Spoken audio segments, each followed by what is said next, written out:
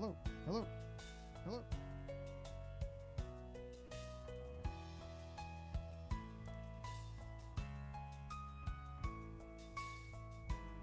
Okay. Oh. Okay. We're live. We're live.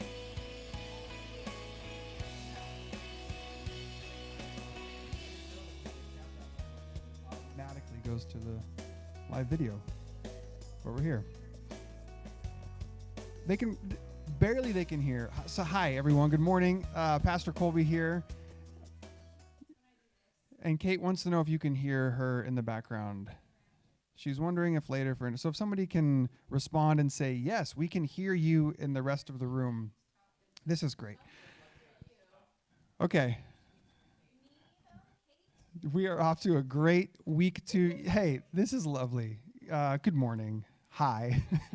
Welcome to Sojourn Grace's virtual church week 2 of indeterminate amount of weeks. I am thrilled that once again you are with us, again, whether you're watching live or whether you are, it just got confirmed. People cannot hear if they're not speaking directly. Great. All right.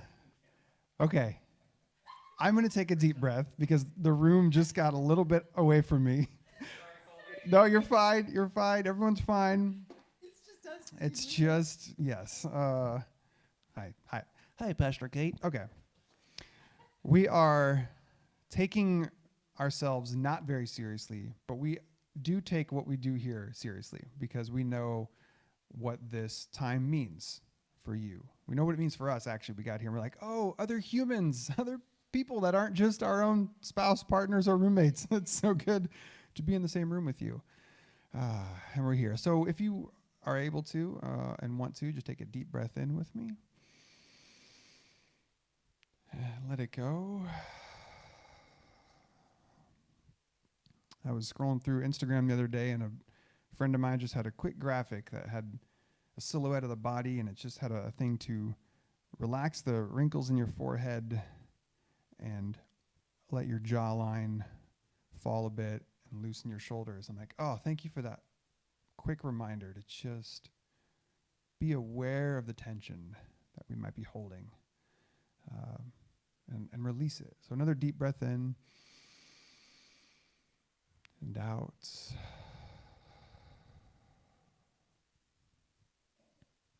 As I was getting ready to be here with you this morning, I was reminded of how in the Bible, the number one command, the number one reminder, maybe is a softer word to say, that shows up more than anything else, Old Testament, New Testament, put it all together. And there's one thing that shows up more than anything else. And it is the invitation to be not afraid. Do not fear. Be not afraid. And I was reminded this morning of how maybe that's because if you think about the Bible, how I think about the Bible is this long collection of ways that men and women throughout thousands of years have tried to figure out what it means to be human, what it means to interact with each other, what it means to interact with some sort of divine. We have this collection, and how interesting that over these poems and these letters and these stories, this phrase, do not be afraid, shows up more than anything else. And I just wonder if that's maybe because there's something in the posture of fear. There's something in the response of fear. There's something in the way that fear kind of takes over that has this counter effect to a life of flourishing, a life of well-being, a life of connection with self, others, and the divine. And it's almost as though we have this record of thousands of years of people saying, you know what, this fear response, super helpful, and because it helps us to survive and run away from tigers and collect food for the winter, like super helpful. And also at the same time, there's something about fear that puts us in a state and a posture that might just work against connection, wholeness, integration. And then I was reminded of this verse, one of my favorite verses from the Bible, which is that perfect love casts out fear. I don't get it. I won't pretend to understand what that means or how it works, but I can say that on some way I have felt it this week. I have felt the way that love has casted out fear. I've had fear cast out from me this week when a friend of mine, a friend of ours at Sojourn, they might have been infected. They might have the virus this week. They weren't sure. They couldn't quite get tested. And my friend sent me a screenshot of her phone, of her text message history. And it was filled with people in our Sojourn community that were reaching out to them saying, "How are you? What can we do? How can we help?" Like, that was all her text history was people in this community. The fear, it left me a little bit in that moment. I could feel a little bit the fear dissipate this week when I go onto the Sojourn Sanctuary page and I see people like Lauren posting these incredible resources of what's happening with the CDC and what's going on locally in our businesses here in San Diego. I could feel the fear leaving me a little bit this week when I go onto the Sanctuary page and I see friends posting inspirational poems and memes, or when I go to Mandy's Facebook page and I see her posting what coffee mug she's using and invites everybody else. These little moments of connection, these little moments of love are having this effect of casting out fear. And I hope in some small way our time together this morning or later today or whenever you watch this has a similar effect, that you can feel the love in this room that's coming through this camera, hopefully a little more consistently than last week, into your feed, and maybe some of that blanket of fear this morning can be lifted. So I'm going to invite our incredible musicians, Ben and Karyn and Matthew, to come and lead us in some song, and we will continue doing our best this morning to be love and show love and receive love, and in so doing, watch as just maybe for a moment some of that fear is cast out. Thanks for being with us here this morning. Good morning, friends. Hi, guys. We love you. We do love Welcome to Enneagram 4 Sunday. The Sunday of the 4. It feels like a 4 Sunday. Feels like a 4 Sunday. We've picked songs that we hope reflect and tell the story of and speak to the hearts of our beautiful 4s. So if that's you today, sing extra loud at home, or don't, because you're you and unique and you do your own thing. I am not a stranger to the dark.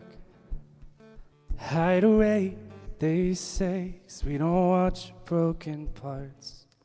I've learned to be ashamed of all my scars. Run away, they say, no one will love you as you are, but I won't let them break me down to dust. I know that there's a place for us, but we are glorious. When the sharpest words wanna cut me down, I'm gonna send a flood, gonna drown them out. I am brave, I am bruised, I am who I'm meant to be. This is me, look out, 'cause here I come. And I'm marching on to the beat I drum. I'm not scared to be seen, I make no apologies. This is me. Oh, oh, oh,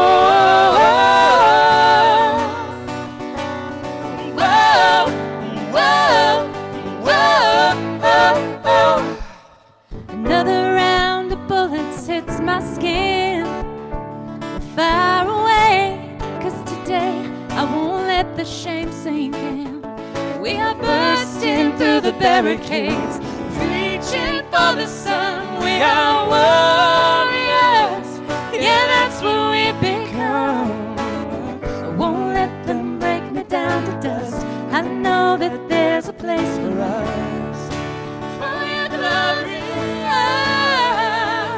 When the sharpest words gonna cut me down, gonna set a fire, gonna drown them out. I am brave, I am bruised, I am who I'm meant to be. This is me, look out, 'cause here I come.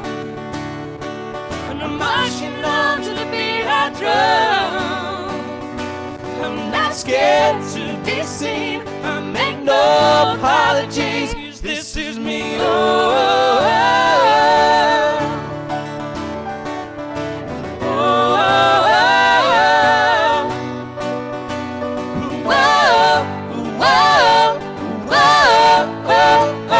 This is me. And I know that I deserve your love. There's nothing I'm not worthy of.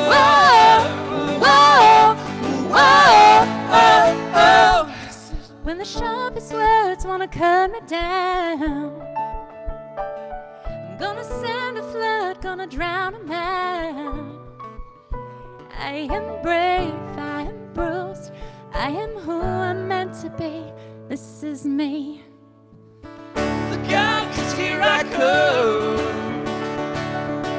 And I'm marching on to the beat I drum. I'm not scared to be seen. I make no apologies. This is me.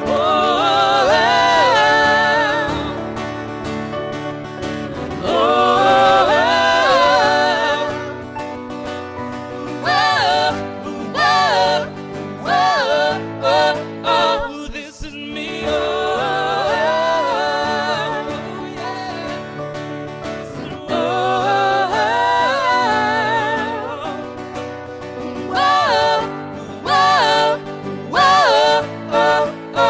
This is me.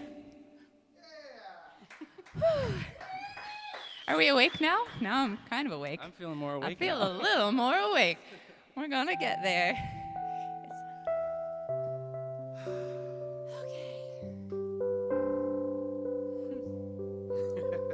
Some pink. La la la la la la la la la la. We are searchlights we can see in the dark. We are rockets pointing up at the stars.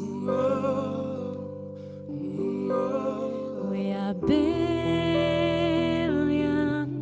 of beautiful hearts. And you sold us down the river too far. What about us? What about all the times you said you had the answers? What about us? What about all the broken happy ever afters? What about us? What about all the plans that ended in disaster? What about love? What about trust? What about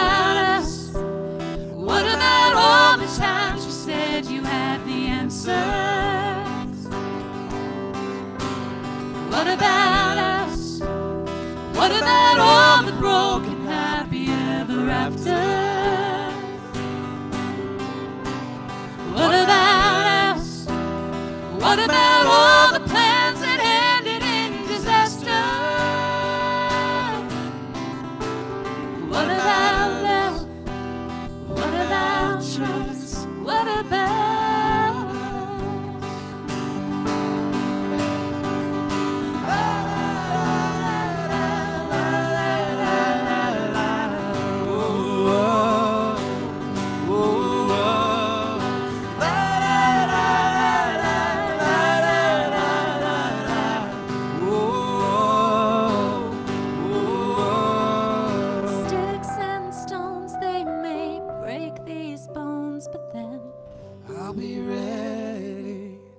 Are you ready? It's the start of us waking up, come on. Are you ready? I'll be ready. I don't want control, I want to let go. 'Cause now it's time to let them know. What about us? What about all the times you said you had the answers? What about us? What about all the broken happy ever afters? What about us? What about all the plans that ended in disaster? What about love? What about trust? What about us? What about love? What about trust? What about us?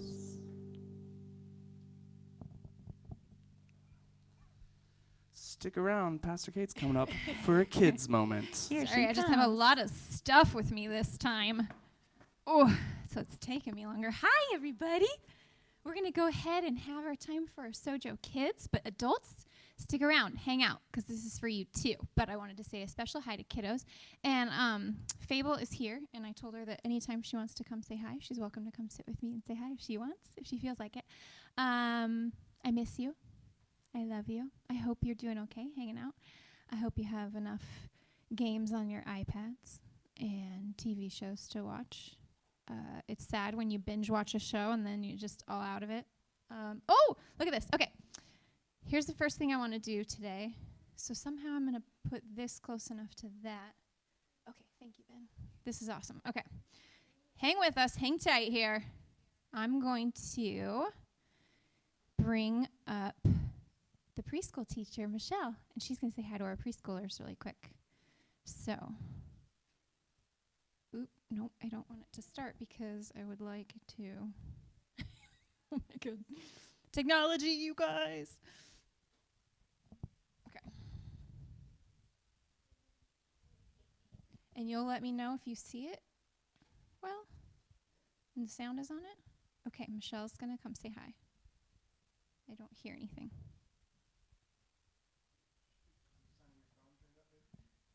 Pause. I'm so sorry, you guys. Miss Michelle is going to say hi. Yeah, it is. I miss every one of you. It was totally my bad. Okay. I didn't know there was a sound thing at the bottom of the actual video. Okay, tell me if you can see her. Hi, everyone. I wanted to say how much I miss every one of you guys, and I hope that you guys are all staying safe and healthy. I'm sure a lot of you guys are already missing your schools and your friends and your neighbors and even your church, the classrooms. But I still hope you guys are all still enjoying your time with your families at home, especially with your moms and your dads, your brothers and your sisters and your pets, and even being able to enjoy all of the toys that you guys all have at home. So, well, I know we will be able to see each other again real soon. And until then, I hope you guys are showing lots of kindness and love to everyone in the house. And then, that's it. Bye. Oh, isn't Miss Michelle just the best thing? None of us can figure out what we did without her before we met her. And I don't know what I would ever do without her. She's just the best preschool teacher in the world. So grateful for her. Ben, can I hand that to her? Or just set it right there. So grateful that she teaches our 3 to 5 year olds. And sometimes when people turn 6 or even 7, they still hang on to her classroom for dear life because they don't want to leave her. Huh, Fable? That happened with you for a while, huh? I don't want to leave Miss Michelle, even though I'm big enough now to go upstairs. So that was Miss Michelle, and Francesca's going to say hi here in a minute, too. Okay, I wanted so badly to find a way to connect with my Sojourn kids during this time of being home and not being. Hi, Fabes. You want to say hi to everybody? Hi. Narwhal. Perfect. Okay.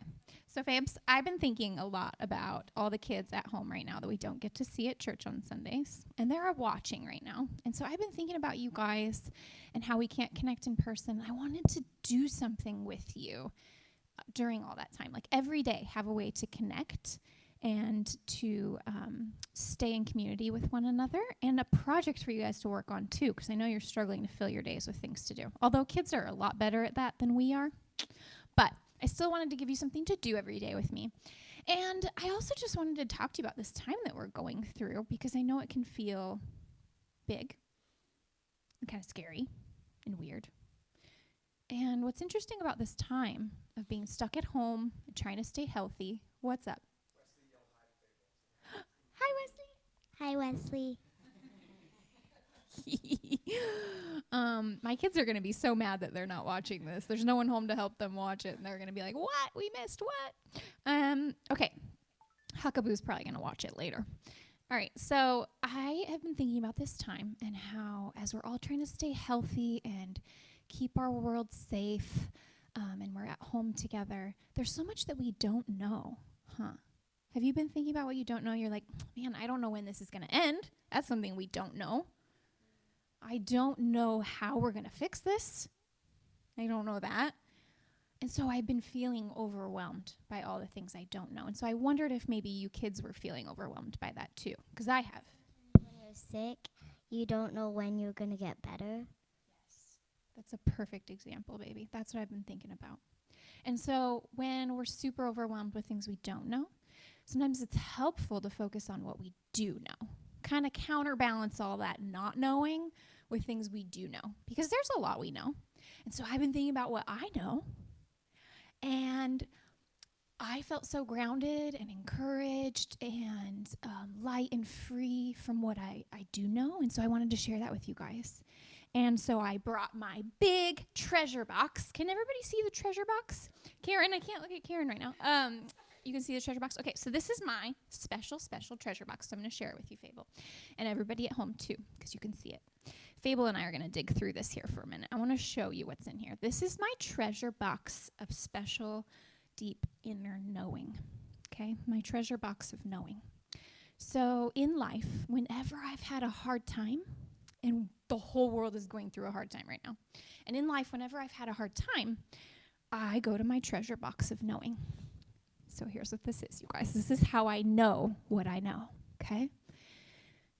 When I don't know other things like what to do next or when my hard time is going to be over, I go to my treasure box of knowing. You can go ahead and decide what to pull out first. Anything you want. That one, can you hold it up to that's the camera right there. Can you hold it and show? What is that? It's like a crystal. Yeah. Okay, this is my treasure box of knowing. What it is it's a nature box. It's full of nature from my life's journey of a nature scavenger hunt. So what I thought we would do together over these next how many ever days we're at home. I'm going to keep doing this with you the whole time we're at home, stuck at home. So we're going to do together one big community nature treasure hunt, okay? A scavenger hunt for nature items. And the reason why I call this my treasure box of knowing is because anytime I'm going through a hard time in life, I look to nature to teach me and remind me what I know, because nature is always talking to us. Did you know the trees talk to us? Yeah. Have you ever had nature tell you anything? I don't really know. You don't really know? Maybe not yet, but maybe during this time together of doing this nature treasure hunt, you'll hear from nature. I think she has a special message for you of things that you can remember during this hard time. So I'm going to keep pulling out some stuff from my nature treasure box. Look at this pine cone that's as big as Fable's head. Actually, I think it's bigger than Fable's head. Isn't that huge and amazing? You want to hold it? Oh, bye, narwhal. Okay. Isn't it just pokey? It's heavy. It's really heavy. Okay. You can put it back. Or actually, can someone else take this for a second? Because I want to be able to get to the other things in my nature treasure box. You can pull some stuff out and show people while I'm talking. You can show all the different, a clamshell, beautiful clamshell. So throughout my life, when I've had a hard time, I look to nature. This is a rock that my friend Mackenzie gave me, and it says rise on it. She wrote the word rise on it.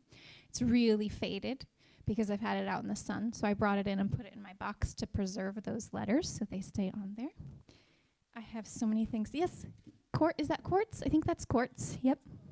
I think it's quartz, yeah. I have a bunch of nature rocks, too. You do? Do you have a rock collection? That's beautiful. I love it. I've got some eucalyptus. I love putting eucalyptus in my house in a vase. I have to keep it up high so the cat doesn't eat it, but it fills my house with a beautiful smell. I think that's pumice. It's really light, huh? It's a lot lighter than most of the rock that's in here. I've got this sycamore seed, spiky. My kids call them spiky balls. Oh, yeah, I call those spiky balls, too. You call them spiky balls, too, yeah. Okay, I've got so many different pods in here, seed pods. It's like a piece of a shell. Broken shell. Okay, that shell is from this time. That this is what I'm getting to. Here's what these items teach me. They teach me different things about how to be human and how to live life and how to get through hard times. And this one got me through a hard time because I was feeling really broken in life. And I took my kids out to the beach, and we were walking around on the beach, and I was collecting all these beautiful seashells for my home to put in vases to look pretty, to make my house look pretty. And my kids were collecting all these broken pieces. And at one point, one of my kids, he said to me, he was like 3 years old at the time, and he said, "Mommy, why do you only collect the whole seashells?" And I said, "Because they're pretty." And my son said, "Mommy, the broken pieces are beautiful too." What? And it was at that point that I realized that I was feeling broken, like there was something that was wrong with me, because I kept trying to make everything look pretty. I thought that's what made us whole. But the broken parts of us are beautiful too. And so I stopped trying to make everything shiny. And I stopped only collecting the seashells that were whole. And I started collecting broken pieces too to remind me that my broken pieces are beautiful. So see how nature does that? It teaches us things about how to be human, how to get through hard times, and how to build a beautiful life together. And so every day while we're at home together, I'm going to post in the Sojourn Sanctuary page, which is where your parents come to connect with our community, and so they can find these resources. And I'm going to post different printable sheets for you to keep track of this nature treasure hunt. I'm going to post nature craft projects, art projects that we can. I love how you're showing everybody what's in my nature treasure box. And I'm going to post different projects and ideas, and I'm going to post journal prompts so that if you're a journaler like me, I journal what I learn from nature, and I'm going to start a new one for this project we're working on together. And my friends Vicky and Alyssa just got me this brand new journal for my birthday, and look how gorgeous that is. And is that not perfect for a nature journal? So I'm wondering if you at home could start working on a nature journal. Maybe all you have are some pieces of blank paper, but maybe you could find a way to bind them, to staple them or glue them or tape them. You can keep holding items up all you want and showing everybody. It's teeny tiny. Yeah. Ooh, what else we got in here? So we're going to keep learning from all these nature items, kind of like the broken shell, and I'm going to post the lessons. Ooh, what is that? It might be like a shell that has like a bunch of holes in it. Which is super connected to the lesson we're going to start with. So this week, each week we'll have a focus of something that nature is teaching us. Oh, look, this is a mother of thousands plant. This is one of my favorite lessons that I learned from nature, the mother of thousands plant. We're going to talk a lot about this over the coming weeks. I think that's the end of a broken candle. It's just stuck in my box. Fable's like, what's this thing? This is a messy box. You find that card. That's a card that someone gave to me. This will be one of the projects we do at some point. Has a pressed dried flower on it, so we'll do that together. I do. I'm so glad you asked, Wesley. Thank you. I do. I'm going to show you. It's in here. Where'd it go? It is so cool. It is the teeniest. Look how small compared to my fingers that sand. Can you see it clearly? Is it showing up? Sweet. There's my sand dollar, Wesley. I have a bunch more at home, but this is my little teeny tiny one. Okay. So, Fable, you can take this box if you want. It's heavy. And you can keep looking through it. And what we're going to focus on this week together is this. In nature, I have learned that what is soft and what is unseen, you can keep on showing them. It's perfect. What is soft and what is unseen has the greatest power for change and movement and making things better. And so I want us to look at places in nature where water, which is soft, and wind, which is unseen, have carved out hard, immovable. She wants you to see this little acorn, teeny tiny acorn. This is from Oregon. Hi, people in Oregon. Fairy huts. You can leave them around and the fairies will take them. They're fairy huts, is what Fable has to say for us. I don't know if you can hear her sweet voice. The top piece is a fairy hut. Yes. Okay, so this week we're going to be focusing on what is soft and what is unseen, because I was thinking about you and all your feelings inside right now during this time, which might feel soft. You might have some softness going on, some places in you that feel tender, some gentleness, some sadness. It might feel to you right now a little bit weak, like you feel vulnerable. Do you know what that big word means? Like you feel a little bit weak, like things could get to you. It is, baby. It's beautiful, though. And I want you this week to maybe start to flip that script to see how those things in you that are soft aren't weakness at all, that they're the most powerful thing, like water, which is soft, and it can carve out canyons in the very earth, and it can create caves. Caves are one of my favorite things on planet Earth. Maybe you can find a cave this week. So today I want to challenge you to go outside, because we can all still go outside. How great is that? That's our one superpower right now to cling to, so that's why we're going to do this project. So I want to challenge you. Yes, you can. I want to challenge you to go outside today, and some of you can only go out on your street, and that's totally cool. And some of you can go out to hiking trails. But wherever you go, I promise you, you will find a place where the water and or the wind have created great change in something that seemed immovable, something that seemed solid, more solid than the water and the wind. And yet the water and the wind had the more power.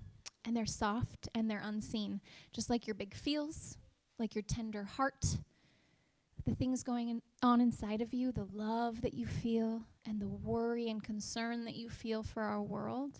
Those things are so soft, they're so tender, and they're unseen to us, and they're the most powerful force on earth. So maybe today you can go outside and find a trail, find a tree, and I want you to look for the ways that the water and the wind have had an impact. If you're in San Diego, that's happened a lot lately. I've been going on a lot of walks, and I've seen how tree branches have fallen. Can you find a tree branch that fell from the water or the wind?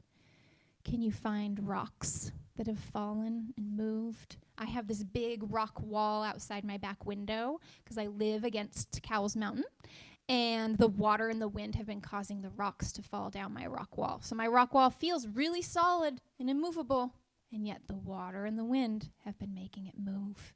So I want you to go outside and find that, and then I'm going to post in the sanctuary some projects we're going to do with that, some ways that you can collect treasure from those places that you find outside, and some different journal prompts and some projects we can do together, okay?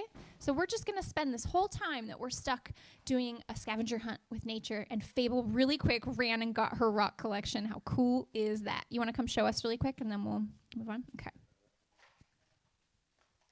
Okay, Fabes, what do you got there?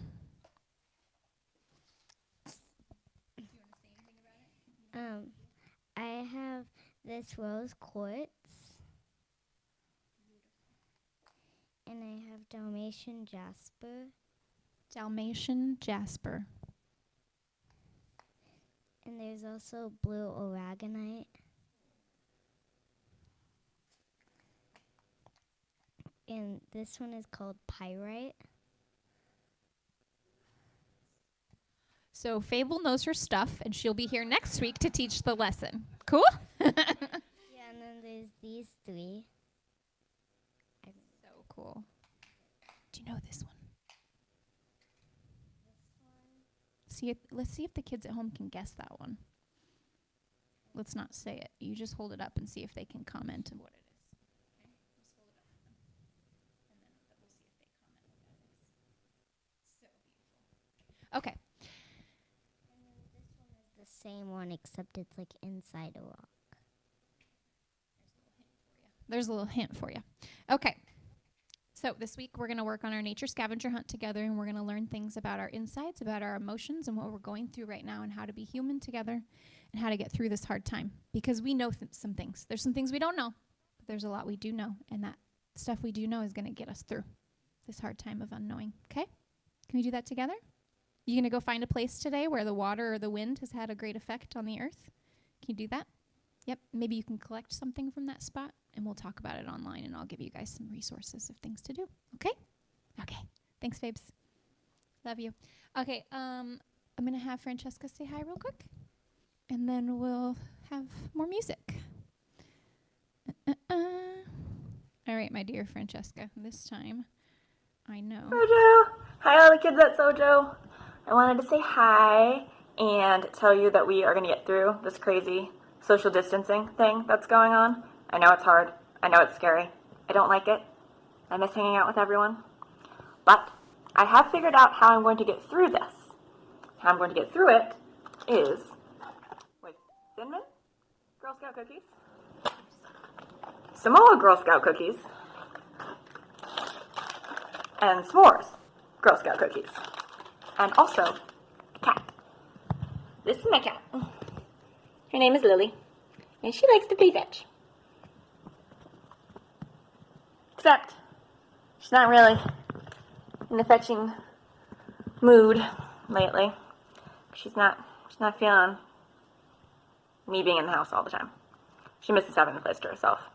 But we're going to get through this. We're going to get back to Sojo. And we have to do that because I need to figure out where the rainbow koosh ball went. And I need to make sure that it doesn't have coronavirus. Because, you know, it travels a lot and it goes on vacation. The kids know this. I don't know if the adults know this. But the koosh ball goes on vacation sometimes and it goes missing for a couple weeks. So we're going to check on the koosh balls when we get back and share our happies and bummers. Because I miss getting to hear about all the kids' lives.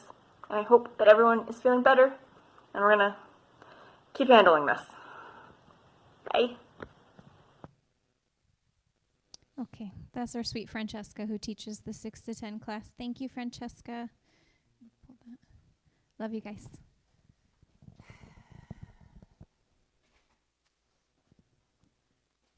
I think I'm good. You're good. We're good, except that I had to fully recover from my full-on breakdown with everyone saying hi to Fable because, oh, I love you people so much. We're going to sing a couple more songs. Yeah? Yeah.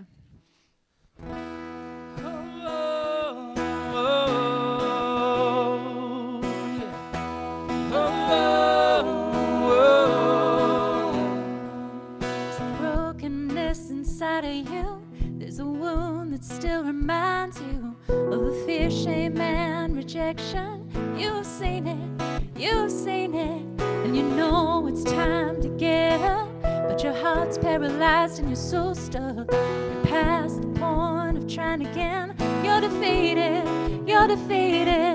There's something inside you can't deny. You hear the call of your creator, made you for more. Door. I wanna restore your glory. Rise, breaking the dark, peace in the night. He made to shine. An army of hope, bringing the world a radiant light, a radiant light. You were made to rise.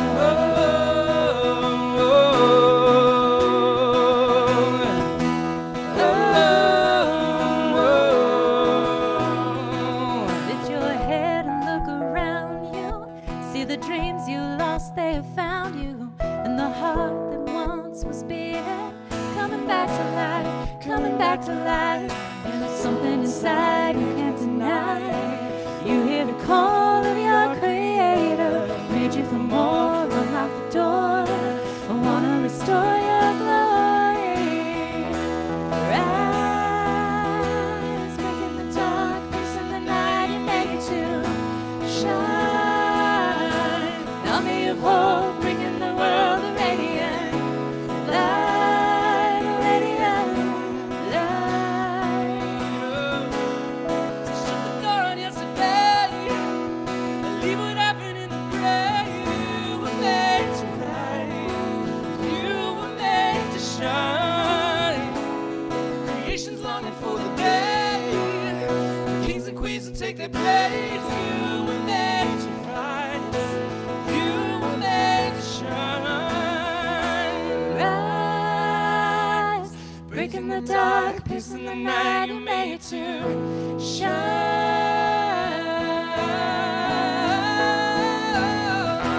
Rise, breaking the dark, piercing the night, you made to shine. An army of hope, bringing the world a radiance light, a radiance light. You were made to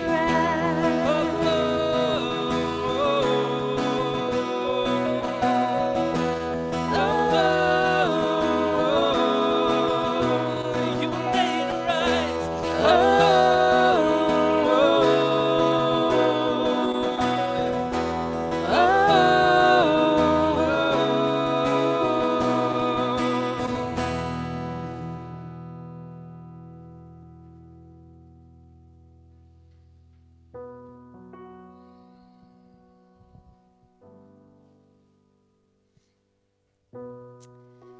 Just a moment to pause and meditate. Whatever's going on around you, carve out some space to go within. Our sweet Nora posted this poem in the sanctuary page just this morning, and so we thought we would have a moment of reading this aloud together. And close your eyes if it works for you. Take a deep breath. Pandemic. What if you thought of it as the Jews consider the Sabbath, the most sacred of times? Cease from travel, cease from buying and selling. Give up just for now on trying to make the world different than it is. Sing, pray, touch only those to whom you commit your life, center down. And when your body has become still, reach out with your heart. Know that you are connected in ways that are terrifying and beautiful. You could hardly deny it now. Know that our lives are in one another's hands. Surely that has come clear. Do not reach out your hands, reach out your heart, reach out your words, reach out all the tendrils of compassion that move invisibly where we cannot touch. Promise this world your love for better or for worse, in sickness and in health, so long as we all shall live.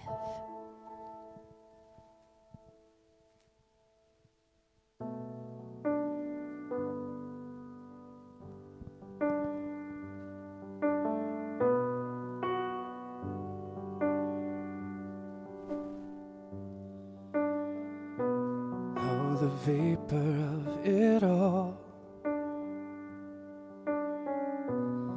It's a chasing of the wind, the substance of the form, so pale and thin. Let the veil of earth be stretched again. Holy, oh, behold the holy. Trees clap their hands for you, oceans they dance for you.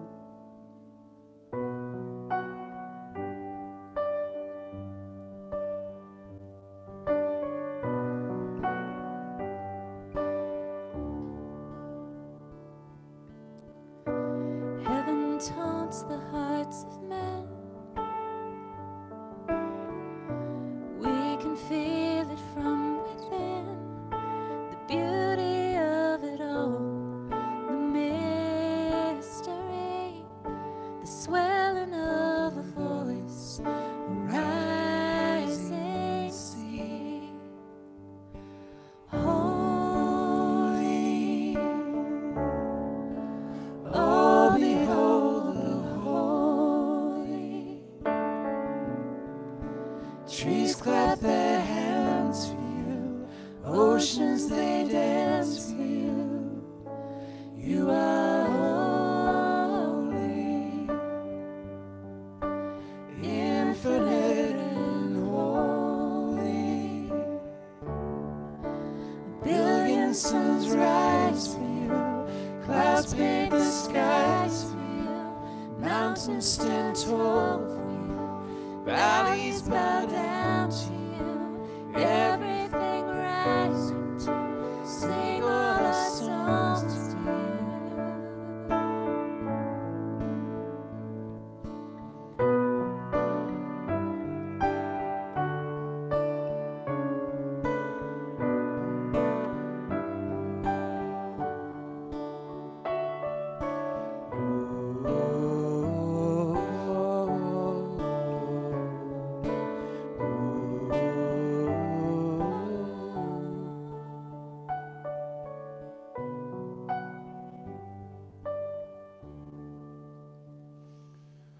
Holy, the impossible and holy. Kings become fools for you, kingdoms to ruins for you. Vapor finds ground in you, music finds sound in you.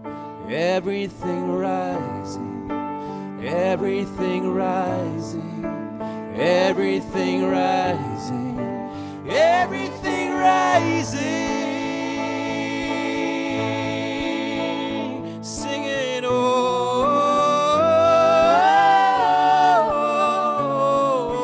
oh,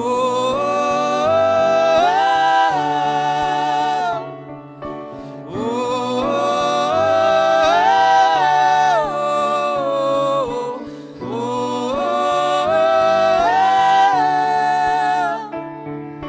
come like dawn, like grace, like sunlight, bring this world to light. Come like rain, like breath, like springtime, bring this world to light.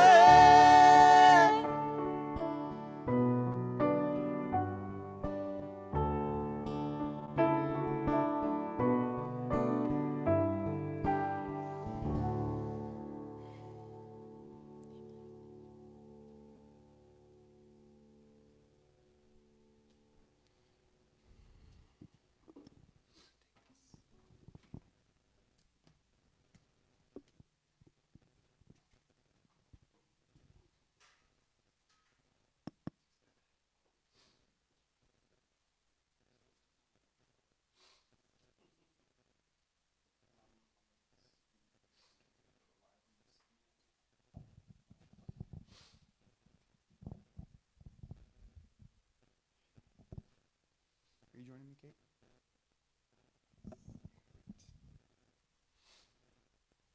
Where's Karyn? Where's your mic?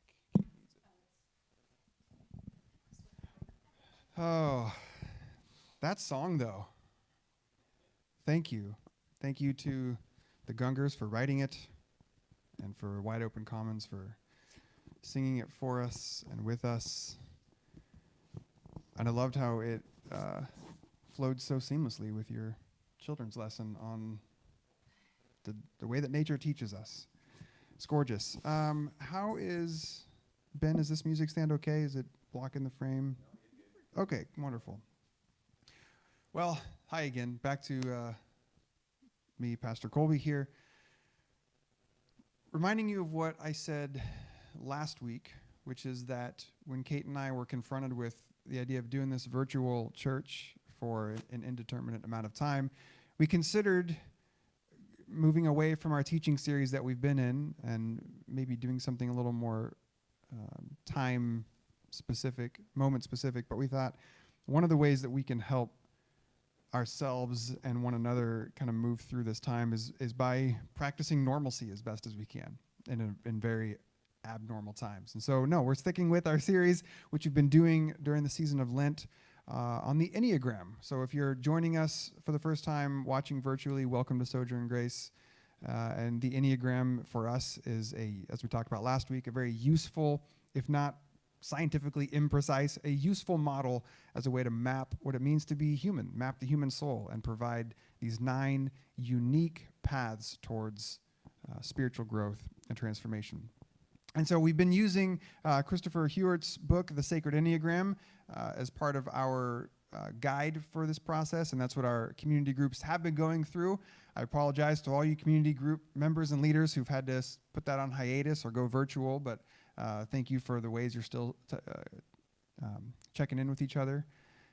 Hopefully you're still reading the book and enjoying it even at home. So this morning, here's what we're gonna talk about. We're gonna talk about what Chris and other teachers call the intelligence centers. The intelligence centers. Within the Enneagram, there's a number of different ways to break up these 9 types, the 9 types in the Enneagram. There's a number of different ways. Is that making you nervous putting the coffee there? I agree. Why do I bring my coffee up here? It's just a bad choice I make, and this is 2 weeks in a row. I keep thinking that'll be nice to have my coffee while I'm talking, but whatever. Okay, so within the Enneagram, the 9 types, there's a number of ways to group them into 3s, or what you could call triads. And so one of the main triads is called the intelligence centers. And the way the intelligence centers work is that it attempts to explore how humans were made up of this trinity of how we perceive and experience the world.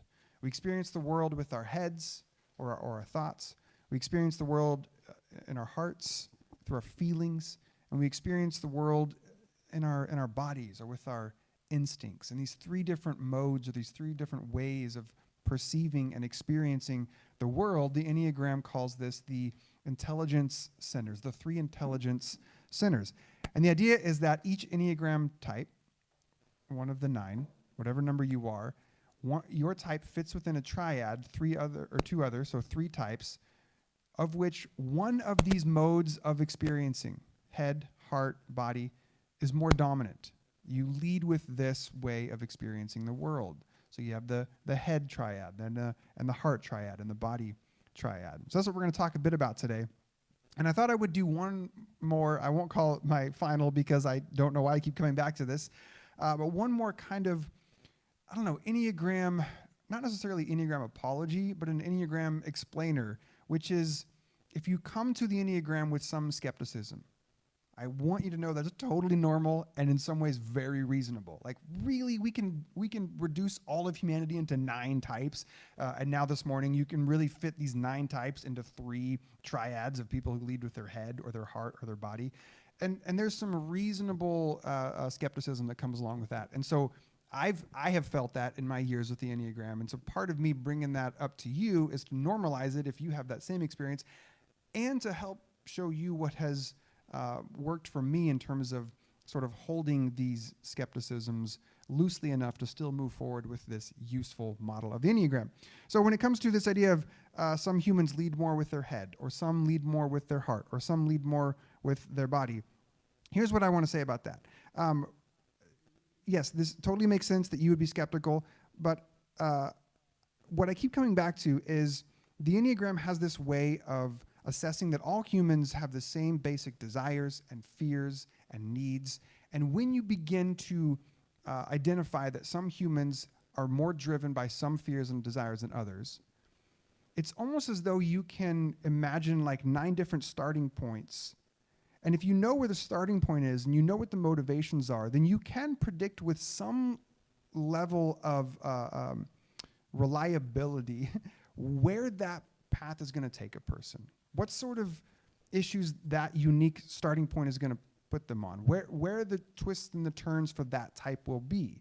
And so even though all humans have the head, the heart, and the body, we can say, okay, well, if this type is driven by these desires or has these basic fears, then it's not entirely unreasonable to suggest that as they go through life, maybe the makeup of that person leads them to have more of a head posture or more of a gut posture.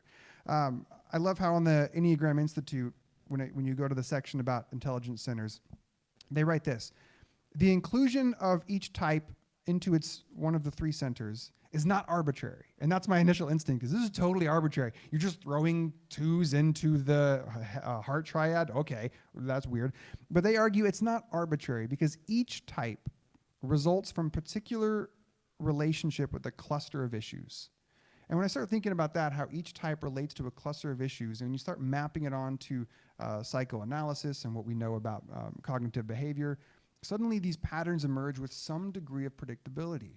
And that's why I can come to like the intelligence centers and be like, oh yeah, I guess if a person who identifies strongly as a type 5 is driven by these things, is more afraid of these things, then that would also sort of predictably map with the fact that they lead more with their head, for instance.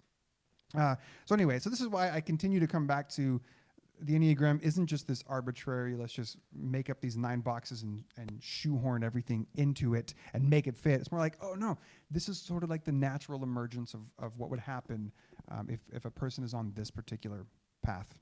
That makes sense? You don't need as many disclaimers in this way as I do. I love myself a good explainer. Well, yeah, I think a huge part of that is that you're the biggest skeptic on earth. Yeah, we discovered that recently, didn't we? I've always called you a contrarian, and you've always argued that you're not a I'm not a contrarian, which is not self-proving. It can be true. But finally, we landed on this word skeptic, and you agreed that, yes, you're a skeptic. Yeah. So anyway, you need all these disclaimers because you're skeptical of the system. And I assume others might be. Yep. Oh, there's a lot of skeptics out there. And I think for me, I'm super skeptical of the world too, but with stuff like this, I tend to lean in because it feels like poetry to me, and I can lean into that. So I like that. So if you can suspend our skepticism or disbelief long enough, if we can maybe resist the temptation to insist, no, I am totally unique. You can't predict me. You don't know me. You don't know if I lead more with my head or my heart or my gut. I don't fit into any box. If we can suspend that and remember that we're like snowflakes, which is that, yes, we're all beautifully unique, but also not all that special because we're all made up of the same fundamental few components, then I think we can once again look at the Enneagram and today these intelligence centers as a very useful model for understanding both our own inner world and those around us. Okay, so then. Did you just say I'm not special? Who? I'm not special, you're not special. No, you're not special. Unique, yes. Special, no, totally standard, human, carbon. Sorry, my 4 self is having Okay, so back to these 3 ways or modes of perceiving the world. Through our mind, our thoughts, through our heart, feelings, through our body, through our gut or our instincts. What happens is that information comes to us. We pick up this information through experiences, through our senses, and then we process it through one of these 3 or all of these 3 centers. We process it through our feelings. We process it through our thoughts. We process it in our body. And then it comes out of these systems as our actions and as how we respond and engage in the world. And even though that all humans have all 3 of these systems, we have all 3 of these intelligence centers, what happens is that depending on what type you are, you will tend to rely on one more than the other 2, or one will be more dominant. We use that language a lot. Or you lead with one type or lead with one center more so than the other 2. And so that's a bit of what we wanted to explore with you today. But it's more than just knowing what type you are and then what center, which of the triad, head, heart, gut you fit in.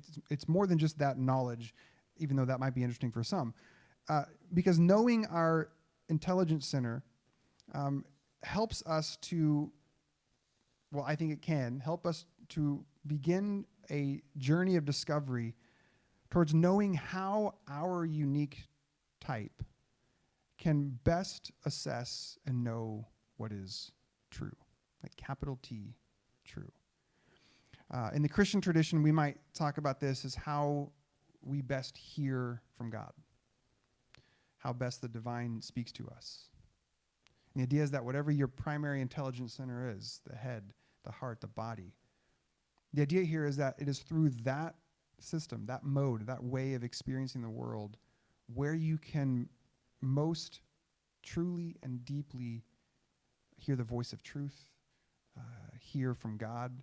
This is the idea of what these intelligence centers present to us. Sometimes you can, in these traditions, you would hear the word discernment. It is through the head or through the heart or the body that you can best achieve discernment. Chris, in his book, Sacred Enneagram, says discernment is our ability to judge what is good, true, and beautiful. Our ability to judge what is good, true, and beautiful. So if you're in that head type, the idea is that your thoughts are the most reliable way for you to discern what is good, true, and beautiful. Or if you're in your heart, you get the point. This idea of discernment is the inner knowledge of how we can best act on what we perceive. And so the intelligence centers tell us of your type, what is the best path for you to find discernment, to hear the voice of truth. And this idea of discernment comes up in really big ways. Comes up in like vocational callings, like what do I want to do with my life? You try to discern which direction do I go. Relationships, should I start this relationship, in this relationship? How big, these are like discernment comes in handy for big life decisions and small everyday decisions. As we discern, like, I don't know, do I accept this party invitation or do I stay home? Well, right now, stay home, people. Do you reply to that email? Do you reply but don't send it? Do you respond on Facebook and Twitter? Like these little acts of discernment throughout the day, the intelligence center, head, heart, body, is a way of saying, look to one of these three modes because that's where you're going to find the most reliable voice of truth for discernment on what is good, true, and beautiful. You know me and my love for bad analogies. Yes, So yes, I do. The room just affirmed that. But I read this one ahead of time, and this one actually is a really good analogy. Oh, good. Sometimes I get I normally self-conscious think about your my analogies analogies. are terrible. Thank See, you. this is why you two The are other the same type person. three, Karyn my just said, sister from a "What's a different mister." bad?" Well, she just said, "What's a bad analogy?" Yeah. That is what you would say. That is true. Okay, so They're here's an all analogy. bad, but this one's good. Imagine that God, source, the universe, sends out messages to humanities via email or via phone calls or through pictures. And the idea is that the different types of people, the 9 different types, are more naturally inclined to receive those messages, to receive them best in their most helpful and accurate form through one of these 3 methods. Technically, yes, you can receive emails and you can get the phone call and you can receive the visual image, but one of those 3 is going to be best for you, or going to be most natural, or most reliable, or most true. And so this is the idea of the intelligence centers and figuring out which one is your dominant center. Which I love that analogy because all of us right now in the world of technology have issues with our relationships because I really like to text message. I actually just had a beautiful breakthrough in a relationship of mine where I finally confessed to someone that I felt distant from them, and we realized the breakdown was because of exactly this, that I like texting, she likes phone calls. Now we know that, now we can find a way to move forward in our relationship. Nice. So that's why the analogy is great, because we do each have our type of communication that works best for us, Yeah, even though I it's love all available to us. I love it. I was thinking about this week, and I read this line from Chris in his book about people in the heart triad, which, as you'll hear in a moment, is where my type is at. But this line would work for any triad. And he says this: people in the heart center, they need to learn that their feelings, so heart is feelings, they need to learn that their feelings are telling them something that they will have a harder time figuring out in their mind or experiencing in their gut. And this is the idea of which intelligence center is your type, is you will have that part of you is telling you something that you're going to have a harder time figuring out in one of the other 2 centers. So this is why I think this is so important, because one of the goals of spiritual growth, and at Sojourn, our mission is wholeness, spiritual, social, and emotional wholeness, moving towards wholeness and constant transformation and growth. One of the goals of spiritual growth is to get past the noise and get past the clutter and get past the parts of life that are untrue or become unhelpful. And the goal is to become more keenly and finely tuned into what is real, what is good, what is beautiful, what is true. And that means we should, I think, then seek to hear and to trust and to learn from what our type's intelligence center is. More and more, we should lean into those places, our hearts or our minds or our guts, so that we can find this rich space of clarity in our perception and of resolution in our discernment. So this is one of the gifts I think the Intelligence Center offers us. But it gets clunky. It gets clunky for a number of reasons. It gets complicated because what can happen from a psychoanalytic perspective is that our ego or our personality, the masks that we tend to wear to shield us and hide us, protect and buries our true self, our ego and our personality becomes enmeshed, becomes over-identified with, it becomes all mixed up with our dominant intelligence center. And what that means is we then oftentimes have this tragic paradox because we are often most disconnected from our dominant type. So people in the head triad, because their personality and their ego is so enmeshed and adapted to their thoughts, it can become actually even harder to access the truth of their thoughts because their personality and their ego is so connected with it. So there's this weird paradox where we can sometimes be the most disconnected from our own intelligence center. We don't have time to fully explore that, but we did want to name it up front where if you're like, wait, you're telling me that as a type 9, I'm a body type, like I'm most experienced the world in my body? Well, actually, sometimes you can be the most disconnected from your dominant type.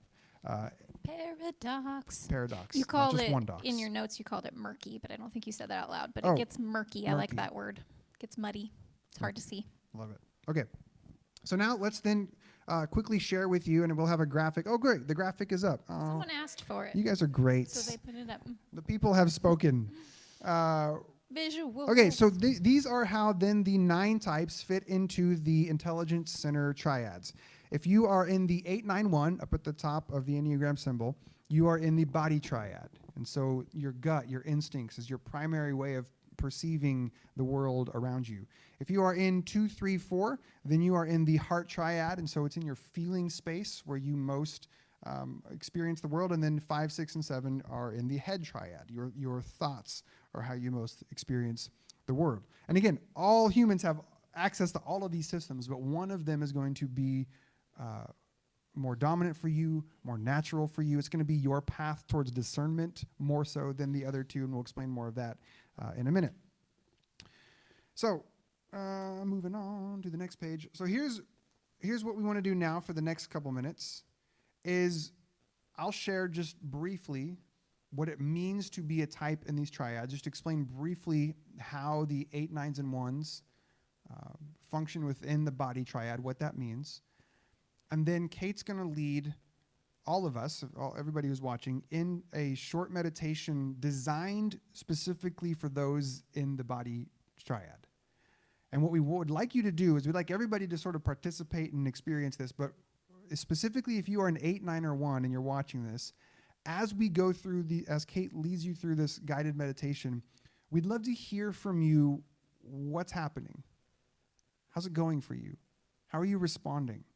Are these questions that are geared towards your type, are they activating anything in you in a particular way? We want to actually learn from you what it's like for you to think about it in these sort of ways. So again, I'll explain the body triad, then Kate will lead us in a little meditation for the body triad while Ben plays a little bit of inspirational music to set the tone, the mood.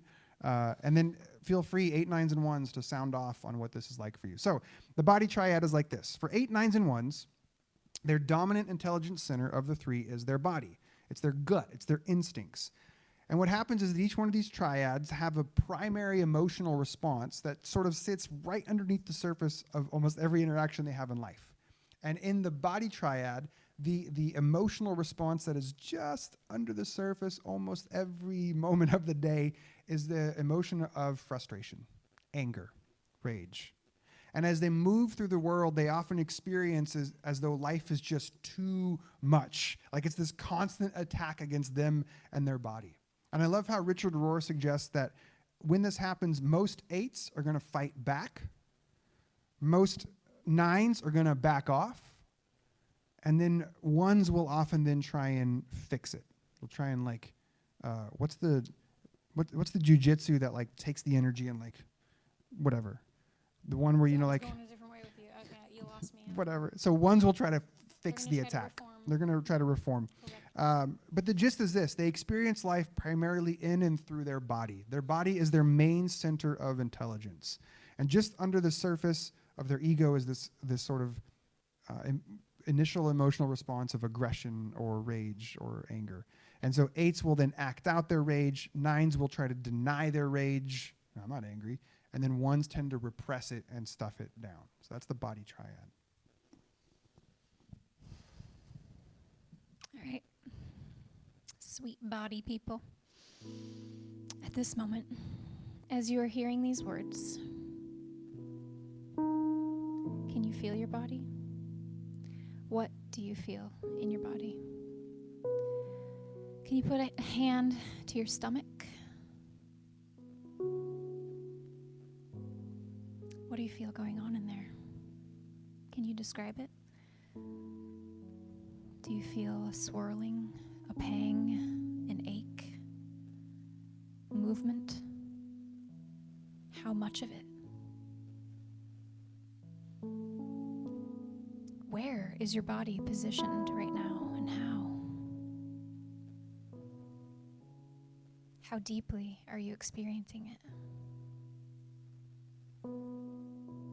What is it that helps you experience it more deeply?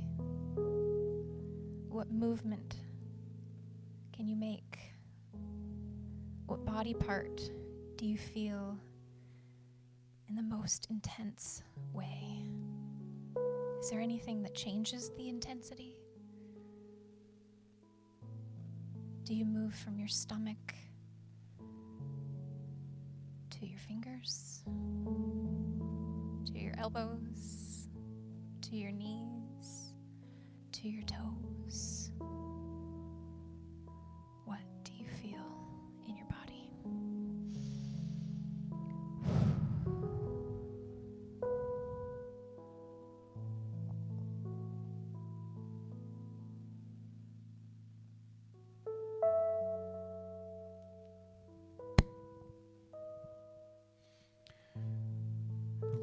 We're looking down here at some of you Our sweet responding. nines. I'm not angry.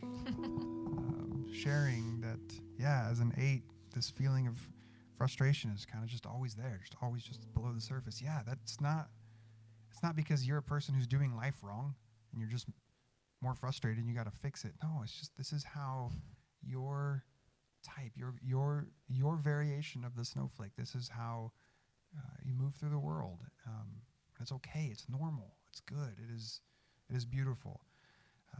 So share with us if you want 8, 9s, and 1s what that's like for you, because you can access your body and get in touch with it in ways that the other 6 numbers of us we can't as much, and so we rely on you for those sorts of insights. So that's the body triad, 8, 9s, and 1s, and then there's as you move around the circle, you get to the 2, 3, and 4, which is the heart triad. 2, 3s, and 4s. And we'll remind viewers that I identify as type 3 and you identify as type 4, so we are in the heart triad. For us, our dominant intelligence center is our heart. And just like underneath the surface for the body triad is this frustration, anger, rage, under the surface for the heart triad is the emotional response of shame. Just under the surface for most of us in the heart triad is this belief that there's something wrong with us, that we don't have value or worth. And so what our ego does in order to survive is that our personality steps in and creates these substitute identities to find other ways so that we might feel loved and feel valued. And so 2s manage this by trying to be ultra good and to care for others. And they're valuable because people appreciate the good things that they do. 3s manage this shame by performing and by achieving, thinking that they're valuable because of the things they can accomplish in the world and create. And then 4s will manage this by having these elaborate stories about how unique and how different they are as a way to find worth and value. Those of us in the heart triad, we compensate for our lack of feeling connected to our hearts by erecting these false identities, which is why we're also called the image triad.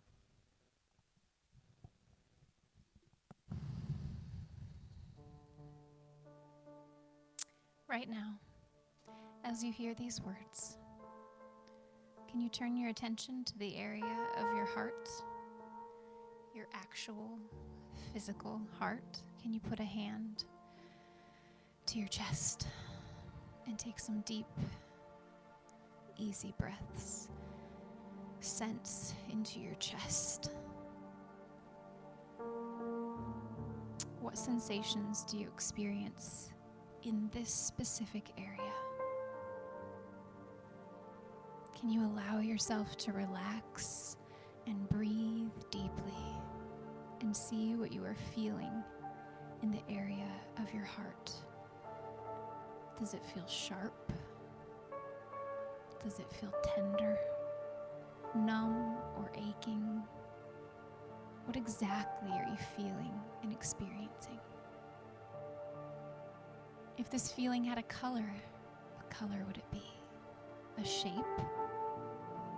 A taste? What would that be?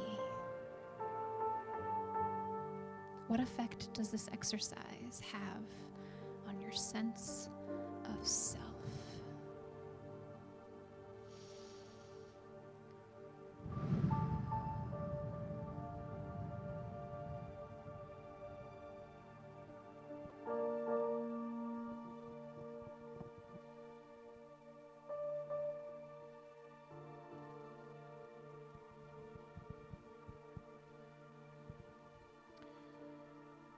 So let us know 2, 3s, and 4s. What's that like for you? I can tell you that for me, doing a meditation with a camera staring at me is not super conducive for being authentic. I'm like, wait, am I doing that? How do I look? Is the feeling, is the lighting? I'm like, oh, this is... So I might try that meditation later at home. But I can say, though, that when you talk about going into the heart, that for me about 4 years ago, the first time it was in a therapist's office and she invited me to do that. The first time that I ever considered that I could do that, like actually turn attention to this, and that there was something there to tell me. Yeah. So that's been a practice I've been doing more and more. At first you were skeptical. Well, yeah, I'm like, there's nothing magical about it here. This is what turn your attention to your heart. Okay, woo. But it's real, as it turns out. Okay, moving on to the final triad. The 5, 6, and 7s are in the head triad. And so for types 5, 6, and 7. Sorry, really. Oh, go ahead. Yes, I forgot. We're going to tune into people's... Well, Sammy, our sweet board member, Sammy said, "This music sounds spooky." And Karen's like, "It's 4 week, boo." It's 4. Oh, I thought it was like, it's 4 week, boo. Oh, both and boo and boo. Of course I went the way. Okay. I took it the way I went. Ben back here said it was in a minor key, which is, he made the quip that we don't often play minor keys in church. What about in collectives? Okay, cool. All right. It was super fun to think of heart things in relation to the senses. It helps to put some words and pictures. I want the rest of Lilia's comment, but I can't get it. Oh. My phone won't pull it up. Well, thank you, Lilia. Lilia, I tried to... Oh, that's it. And pictures to it. Thanks. That was all it really was. Yeah. And then a feeling of a heavy blue weight, like a wave of all the feelings about to crash down and take you out to sea. That was the 4iest 4 thing I've ever read. Thanks, Jazz. The final triad is the head triad. These are our 5, 6, and 7 types, and their dominant intelligence center is up here. They are the thinking types, and their go-to emotional response, the one that sits just under the surface. Again, for the body, it's this frustration, rage. For the heart, it's sense of shame. For those in the head triad, the emotional response that's just sitting right there under the surface is anxiety. Anxiety. Just under the surface for the 5, 6, and 7s is this fear, this sense of stress and anxiety and fear. More than any other numbers, 5, 6, and 7s have the hardest time quieting their minds, because their minds are always on constant alert as a result of this sea of anxiety just under the surface. And so 5s tend to manage this by retreating into their minds, thinking if they can get enough information, then it'll be safe to come out. 6s tend to manage this by seeking exterior stability in other people or other systems to provide a sense of security. And then 7s manage this by charging into life from one thing to the next, never slowing down long enough to consider confronting the anxiety and the fear and the pain just under the surface. This is the head triad.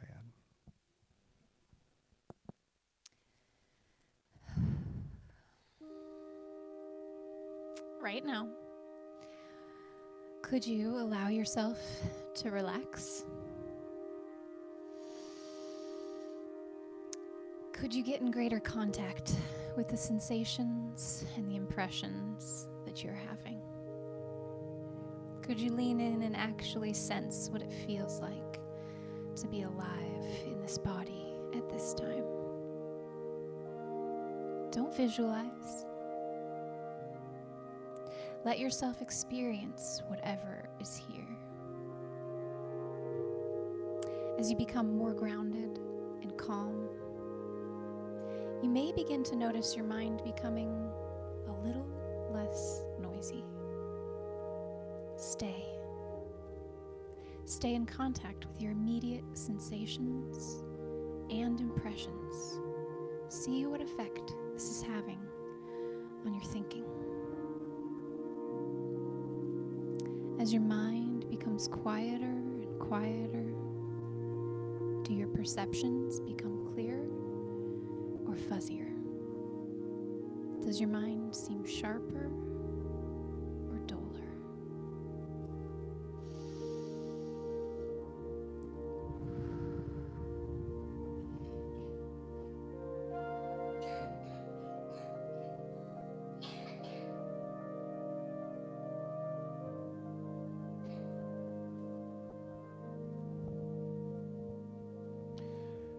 I wonder what that's like for you, type 5, 6, and 7s, when someone suggests don't visualize it.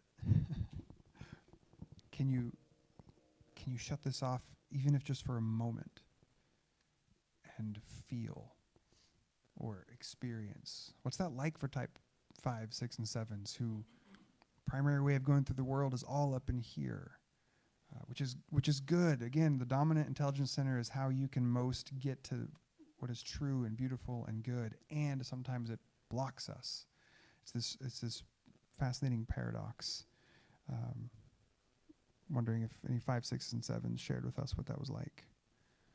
Tears.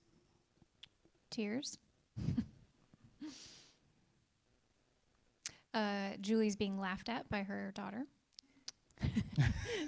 I assume laughter of, yep, funny because it's true. The anxiety is just it's true. there. It's just right under the surface. Yep.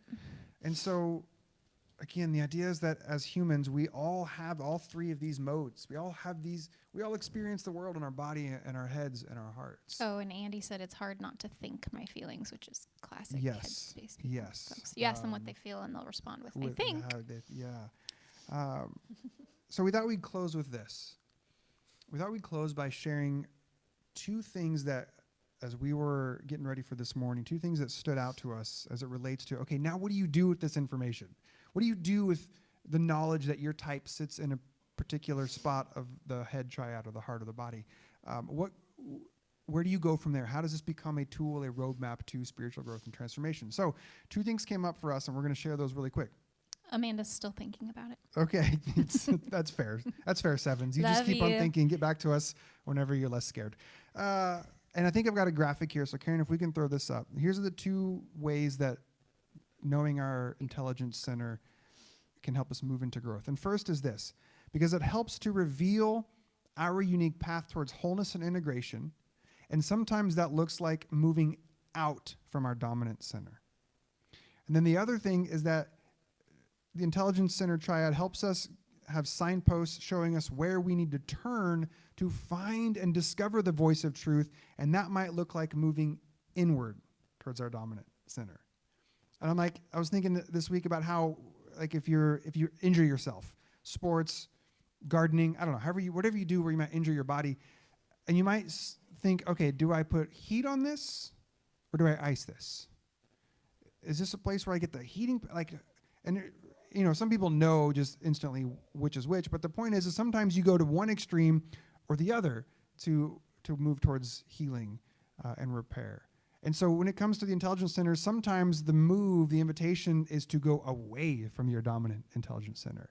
And then other times there are moments that invite you to go inward, to further go into your dominant center. So why don't you talk about the first one, fostering integration by moving away from our center? Yeah. So we talked about how it gets real murky.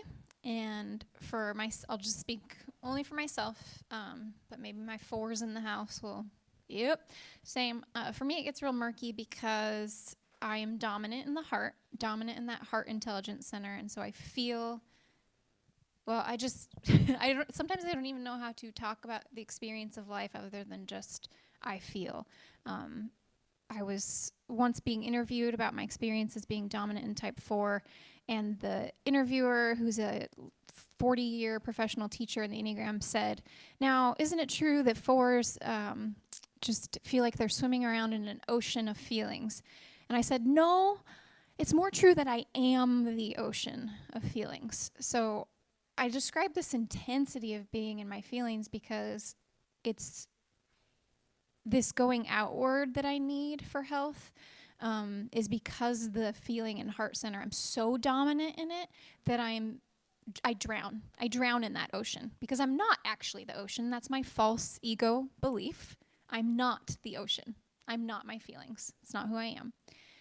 But I'm so dominant in that intelligence center that I believe that I am. And I put that mask on and I walk around planet Earth acting as though I am my feelings. And when that's the case, then I can't discern.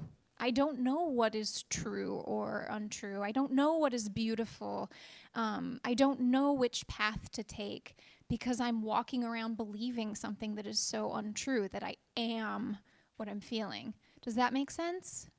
Am I explaining that in a way that, because I'm such a 4 that it's hard to even know, like, it's just so my experience of life. It's like asking a fish about water, and they're like, what is water? I'm just swimming in it. So I'm so lost at sea. My anchor then is to move towards my body, that body intelligence center, because that intelligence center I heard someone once refer to it as like voting the body off the island. Like I became disembodied AF as a child, like to where anytime there's somatic practice, people are leading you in a physical meditation or yoga or anything, and there's talk of like sensing, or even the meditations we did today, I was even reading them and I'm still like, what do you mean feeling my whatever the physical thing is? I'm like, what do you mean? Like I don't know how to feel my body. That's how disconnected I am from it. So when I move towards that intelligence center, when I do body work and work to become embodied, that is what brings me out of the ocean and gives me a boat. So a lot of times with 4s, we talk about they need to remember that they have a boat, that they can navigate and steer in that ocean of feeling, in that heart center. They can have direction and guidance and actually hear the voice of what they're, because the feelings are good. They are telling you something, as you've been speaking to, but we can't hear it because we think we are it. And if we can move out of believing it's our entire identity, then we can actually hear the truth there of what's going on. So for me, anytime I've struggled, I think you're going to use our relationship as an example in a minute, so I will too. I have struggled in our relationship to know how to tell you what my truth is, to speak that truth, because it's so much. It's just, I'm lost in it. I don't know what to say to you. It's just who I am, my experience. So when I've needed to figure out what to say to you so that we can move forward in our relationship, I've had to go to my gut, that's not my dominant intelligence center, right? But when I can go to it and get embodied, do these somatic practices and feel what's going on for me. And a lot of times for me, that just looks as simple as exercising every day. It's that simple, but it's not simple, right? When it's not our dominant intelligence center, it's actually really hard. So to exercise every day actually leads to me knowing what to say to my husband about our relationship. Isn't that wild? But it works. It's true. The more embodied I become, the more I know how to speak my truth of my feelings, and then I'm not lost at sea. I have my boat, I can steer, navigate. So that's the going out. Yeah, that's the going out. That's finding wholeness, well-being, flourishing by becoming more integrated with the other centers, the ones that are not dominant. Yeah, so that's one move sometimes. That when you're injured, that's the heat pack. That's the going with that. Not to get too lost down the trail of all the different ways the numbers move, but for us fours, if we try to like integrate with our minds, it's not as helpful because fours use their minds to kind of enforce that ego narrative. Like I'm lost in my feelings and then I spin out in my mind about it.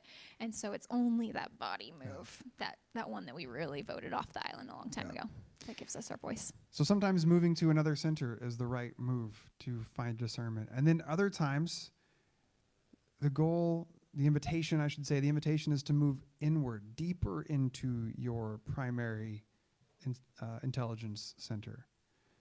Because this is where you will find what is most true, what is most good. Like I said earlier, as a heart triad, my feelings are telling me things that it will be much harder for my mind to tell me or my body to experience. And so the way this, what this looks like for me sometimes is actually a week ago, Sunday morning, we were driving here to do our first virtual church experience. And, you know, like many of you, I'm sure there was stress in my life, and there was stress in my partner's life, and there was stress between us, and it was maybe putting us at not our best selves, to where the words that get used maybe aren't the most carefully crafted. And so I was a snarky a-hole. Well, that might be. I mean, we don't have video evidence to prove it, but it's possible that was what was happening on your end, but I certainly didn't have any capacity to hold the snarkiness or the a-holiness. So we're driving here, and she says a thing that instantly hurt my feelings. And the truth is, in the larger, the scope of the things, she didn't intend for that to happen, and there was other things going on, but it hurt my feelings. And I'm getting better and better at knowing when my feelings get hurt, which has not always been a skill that I've had.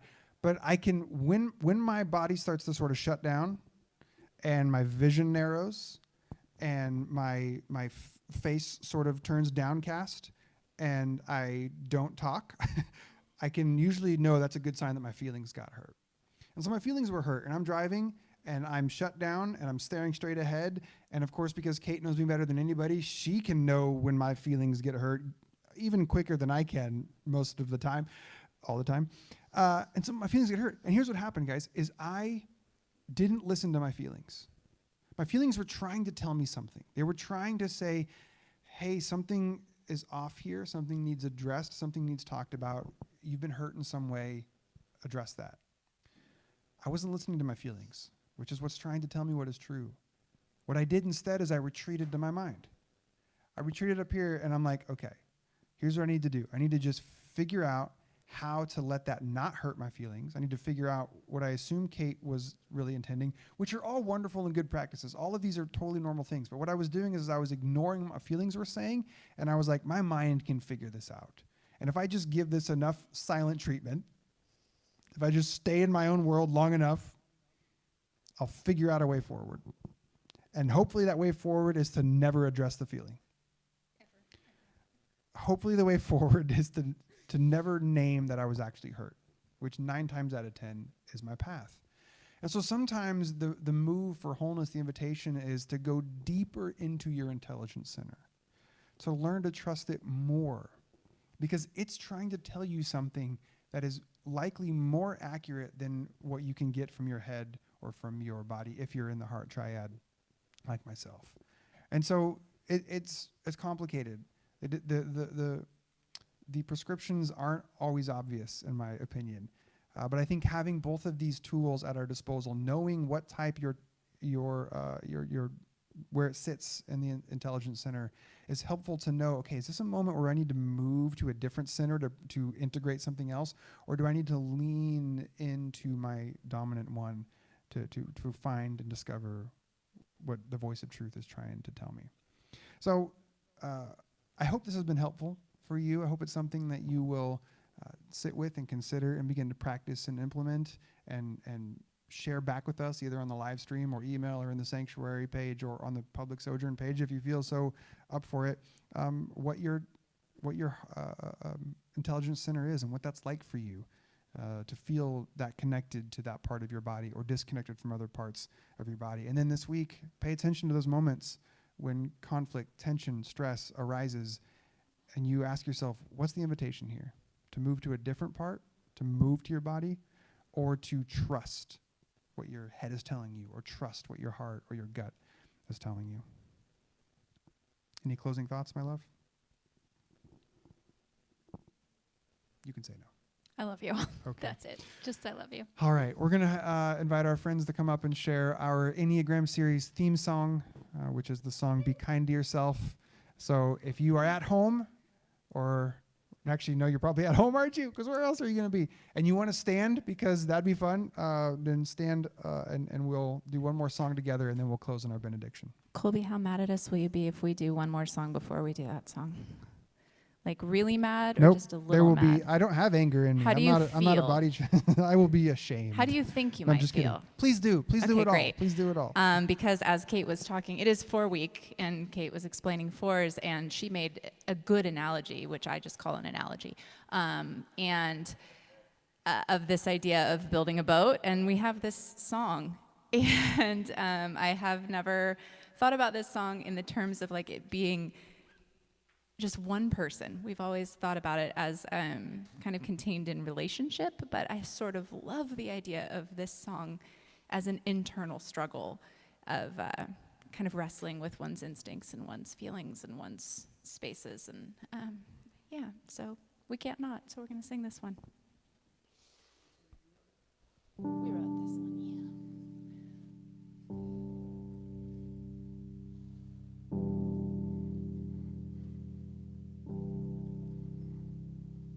And I am tired of treading water, and I begged you not to drown,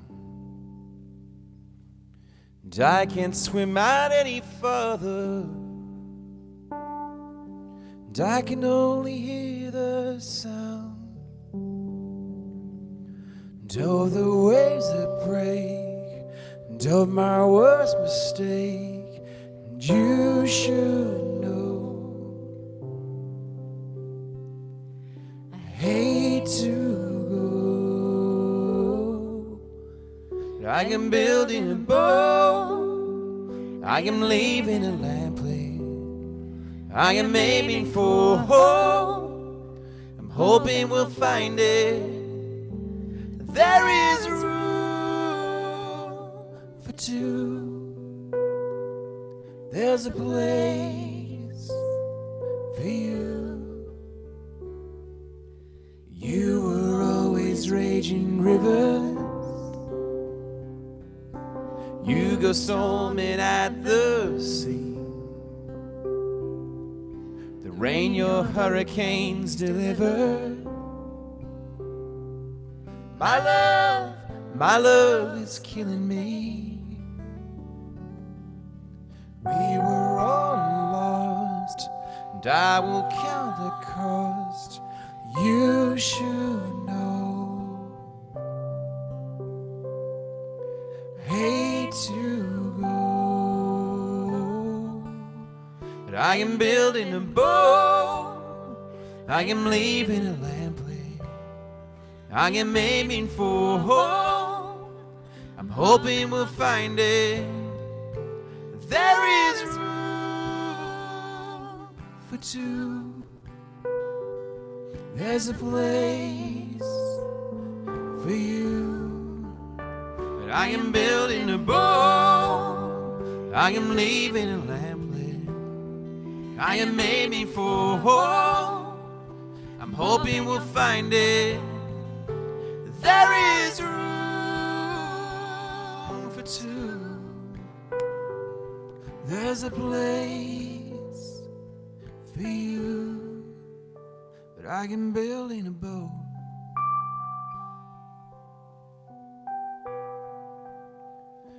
you should know, hate to go.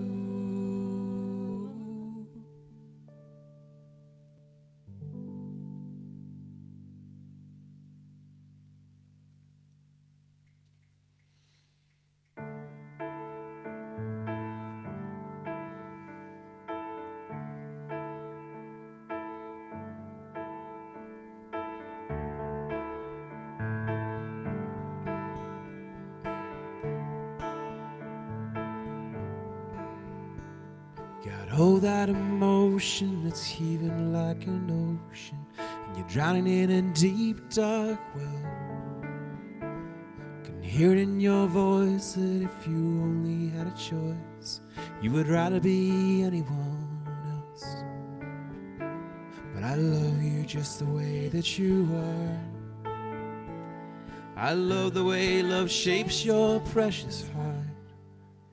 Be kind to yourself. Be kind to yourself. I know it's hard to hear it when that anger in your spirit is pointing like an arrow at your chest. When the voices in your mind are anything but kind, and you can't believe your mother knows best. But I love you just the way that you are. I love the way love's shaping your heart. Be kind to yourself. Be kind to yourself. How does it end when the war that you're in is just you against you against you? Gotta learn to love, learn to love, learn to love your enemies too.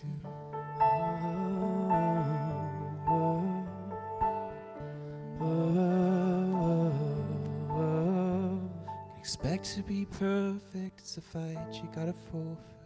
You're a part of me, whatever you do. Lay down your weapon, darling, take a deep breath and believe that I love you. Be kind to yourself. Be kind to yourself. Oh, be kind to yourself. Gotta learn to love, learn to love, learn to love your enemies too. Gotta learn to love, learn to love, learn to love your enemies too. Gotta learn to love, learn to love, learn to love your enemies.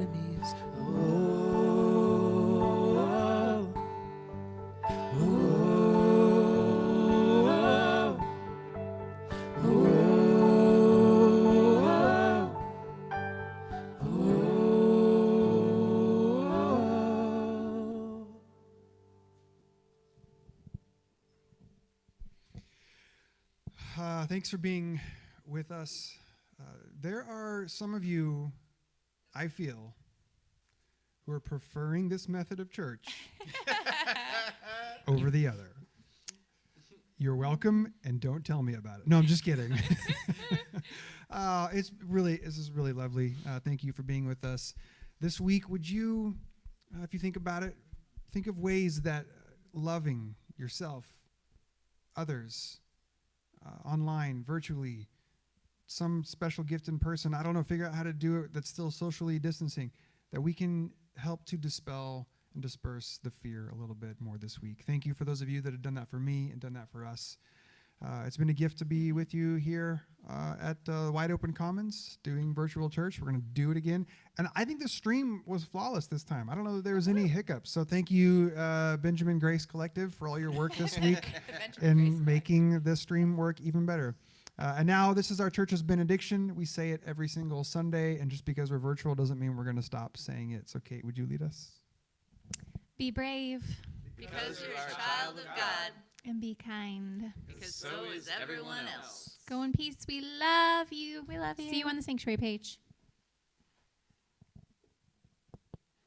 Awkward waiting for the thing to turn off.